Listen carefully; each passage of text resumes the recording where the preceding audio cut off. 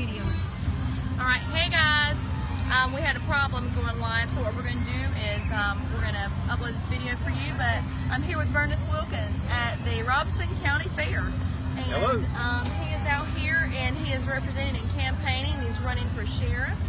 And so what I'm going to do is ask him a few questions for the community so you can get to know him more and know his platform and what he's about.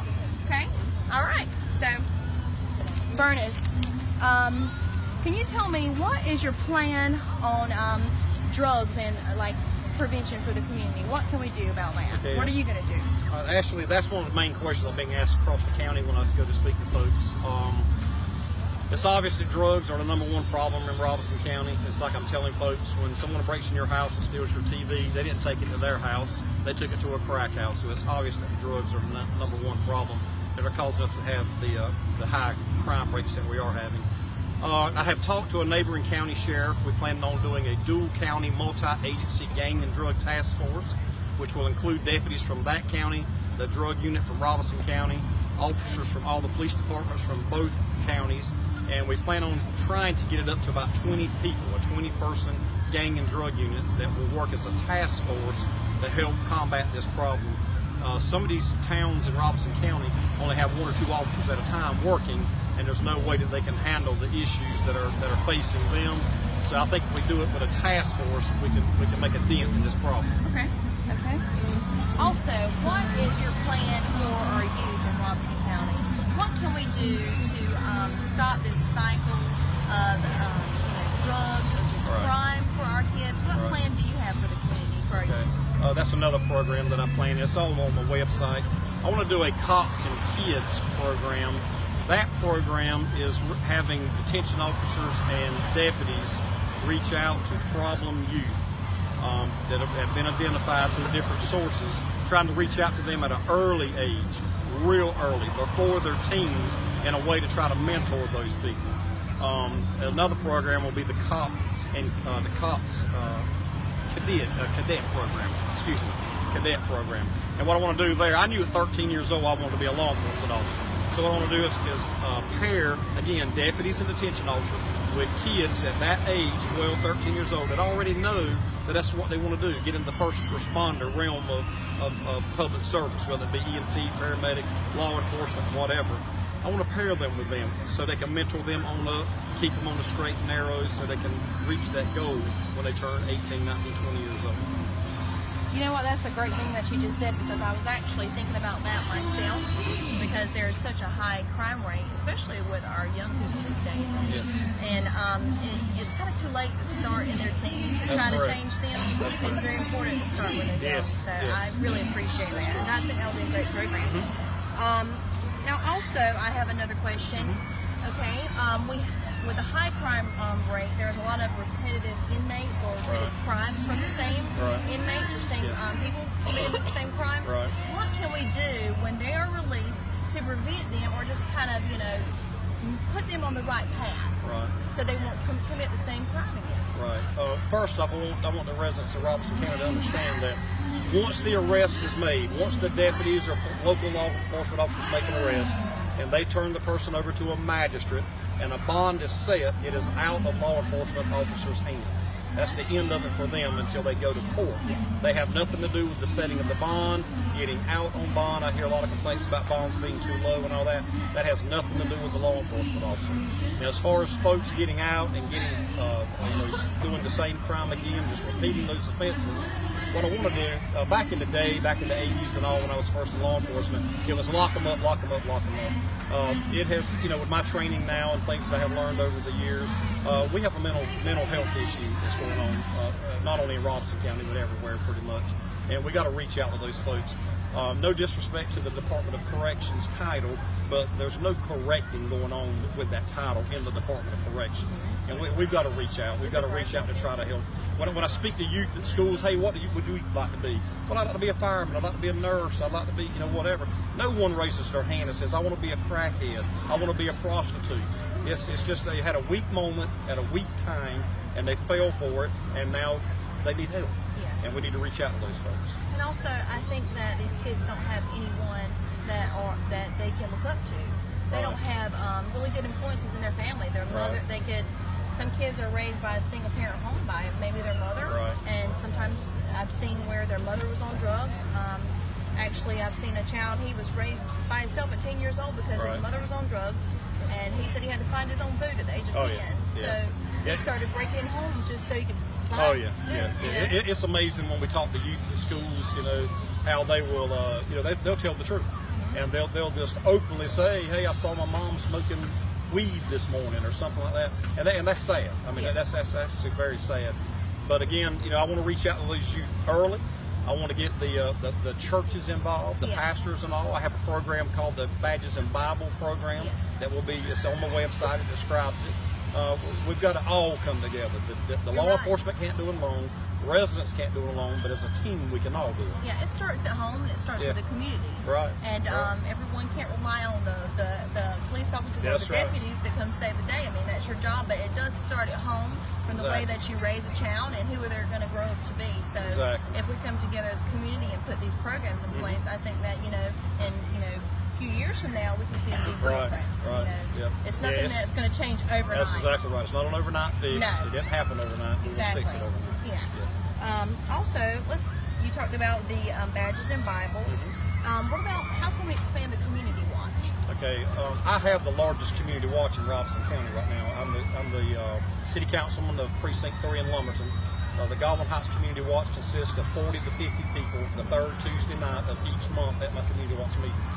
And it's been that way years, even before I took over the community watch. It has gone on for many years. I want to expand that. In saying that, I want to expand the use of social media. Our community watches need to be expanded in the county. Some areas have them, some of them started. They just kind of dissipated away, but I want to bring them back in particular areas and have deputies involved, have the deputies that live in those areas involved, have the firefighters and the rescue folks that live in those areas involved, and bring it all together. Community watches and keeping people informed is paramount, as we have seen with a lot of things that have gone on in Robeson County lately. But I want to reach out to folks through social media outlets of all ages, whether you do, Instagram, Twitter, Facebook, whatever. If you have a break-in in your area, and I'm going to use, for instance, let's say you live in Wakulla. You live in Wakulla, and you have a break-in in your neighborhood today. With my administration, you're going to know about that break-in today. You're not going to read it, well, you may read it in the newspaper 2 days later, but you're going to know that it occurred in your neighborhood today. And word of mouth will get it out through social media sites, and I want that to be a county-wide solution, because I want people, especially if we have suspect information or a description of a vehicle. Not only does law enforcement need to know it, you and the community need to know it. So a lot of folks are home during the day or night and can spread the word to their folks. So communication is going to be key in my administration. I actually had one of my real homes that was broken into, and as soon as I put it on social media, within hours we knew what the person's name was and where he lived. So it is important for communication. And I have seen administrations in the past try to keep things from the public, but I think communication is the key for everyone working together. To keep a safer community, and that's what your job is going to be. That's what you're here to do. Let's see, I want to commend you for everything that you did for the hurricane. And even there was a shooting in your neighborhood. And you actually can you tell me about that? Yeah, I was out actually cutting my grass in my neighborhood. I live within eyesight of the Lumberton Police Department, and I heard gunshots. I was leaf blowing. I had earbuds in my ear and listened to music, so that shows you how close the gunshots were. I cut the leaf blower off, turned the music off, and I just laid the leaf blower down, and the next thing I know, a car come around the block from my house toward me at a high rate of speed. A young black male was running down the side of the car, beating on it, let me in, let me in. Well, the car took off, so he kept running toward me. He went up in one of my neighbor's yards. He come back out and kept running toward me with a gun in his hand. I let him run right past me. He turned up into my yard as if to go in my backyard, but my fence was closed, so he turned around and went across the street. And as he was running behind the houses, I had grabbed my gun out of my truck, and I was running down the road parallel with him. When we got to the last house, he didn't come out, so I turned behind the house, and he was attempting to climb a fence. I just pointed my weapon at him. I'm still an auxiliary police officer, and I yelled for him to get on the ground. Well, rather than just drop and get on the ground, he turned around on me quickly with a phone in one hand and the weapon in the other hand. But I attribute not shooting him to my training and experience. I'm the law enforcement training coordinator at Robinson Community College, and we have a shooting simulator that has over 900 situations on it, and that scenario is on that simulator. And I have personally shot about 100 of them myself in that situation. And when he did it, I was able to detect, for those that are familiar with weapons, that the slide was back on a semi-automatic weapon, and all that's sticking out was the barrel, which means it was either jammed or empty. And just before pulling the trigger, I noticed, and I just yelled at him again and get on the ground, and he did. Very compliant young man, just in a bad situation that has chosen the wrong way in life to go. Now, how old was he? 18, just graduated Lumberton High School. Yeah, exactly. See, and I really appreciate that, because if he would have shot that child, or that teenager, and if he would have got killed, or anything would have happened, that would have been on your conscience. But you did make the right decision, and actually a great decision. I can actually tell you, it bothered me. It bothered me at the scene when all the officers were already coming, because the shooting had already been called in the other block. And it bothered me, even after it was said and done and all. And I've been shot at twice in my career, but to actually almost take a young man's life, and then I know I've been justified in doing it. I understand that, but it was an empty weapon, a young, what I call a kid, and it would have definitely bothered me. But praise God, every day it didn't happen. And his mother actually contacted me and thanked me for my training and experience and my wisdom and all that. And I hope to be able to reach out to that young man. He's still here in Lumberton. I'd like to be able to reach out to him. Well, thank you. I really appreciate you. You're doing for the community. And I want you guys, let's tell them when they go vote. Early voting is only 7 months away, guys. It starts April the 19th, early voting. So make sure that you do that. The actual election itself, I think, is May the, hold on one second, I'll give you that date. What about the elders that can't get out? May the 8th is actual voting for the sheriff's election. But again, early voting starts Can they do April 19th. For elders that can't get out, can they do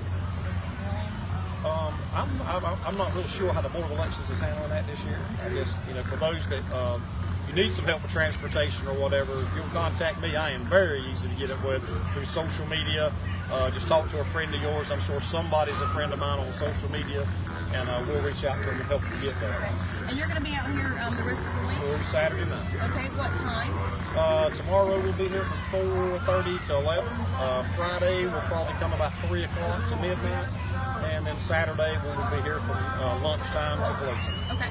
So if you guys want to come sing in and ask any questions, please come to the Robinson County Fair and see Burnis. And so we hope you vote for Burnis for sure. Thanks, guys. The right person for the right reason. That's right.